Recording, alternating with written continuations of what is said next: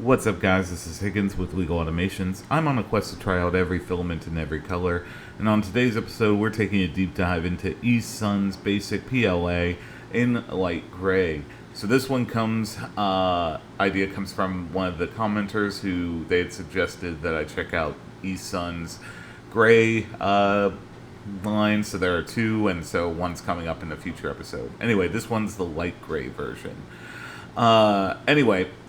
So this is the color. It's nice and kind of a bluish gray-esque thing.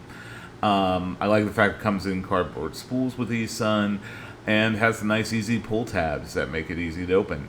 Anyway, so as you know, here at Legal Automations, we always dry our filament. So I'm going to go ahead and get this in the filament dryer for at least 6 hours.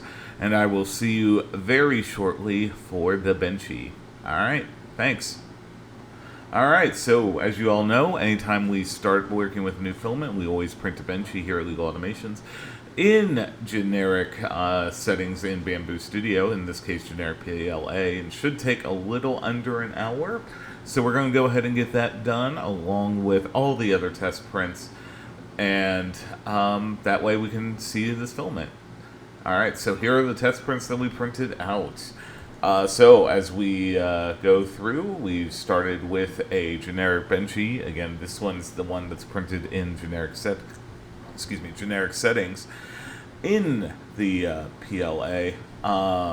Overall, I'd say it's a pretty good representation. There really wasn't any major issues here. Maybe a little bit on the overhangs, which is pretty common, and realistically, that's kind of about it. Maybe some minor details. Nothing like stringy or anything like that. Next up, the dimensional cube.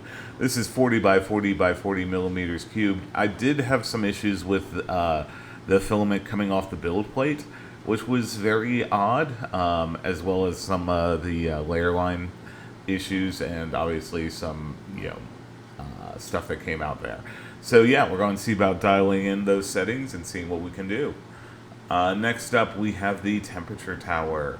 And for this one, the temp tower, probably the best one, looks like it is going to be around 210, 215, maybe 205 for the quickest one. But yeah, description in below is, I think it's 205. Next up, we have the retraction test. This one had a lot of stringing, which is relatively, which I found to be common with this particular filament. So we're going to go ahead and try and rectify that. Next up, the max volumetric speed test. This one performed pretty well. As we got closer to 28 millimeters per second cube, there was some curling, so probably dial it back. I would say maybe 27 and 26 millimeters, just as precaution there. The overhang test turned out very well, no real issues, except for, like, on the back you can see that some of the finer details could start to wear down, so probably enable supports a little earlier than you typically would with PLA. Alright, so we got those things dialed in, and we reprinted a benchy. This one turned out very well. We were able to rectify those stringing issues by doing the higher temp and that kind of thing. Anyway, you can pick this up right now at time of filming for less than $12 over at Amazon, which is, honestly, for a kilogram of filament, is amazing. Again, I think they have a spring sale going on, so it might not be when y'all watch this. The filament itself, I think, turned out very well. No real major issues. Again, for that price point, you ought to pick up quite a bit as you can. Something worthwhile. It's relatively good. Again, some issues, but once you get it dialed down, it works out. Anyway, this is eSun's PLA in light gray. If you like this type of filament, be sure to like, comment, subscribe. It helps the channel, and I appreciate it.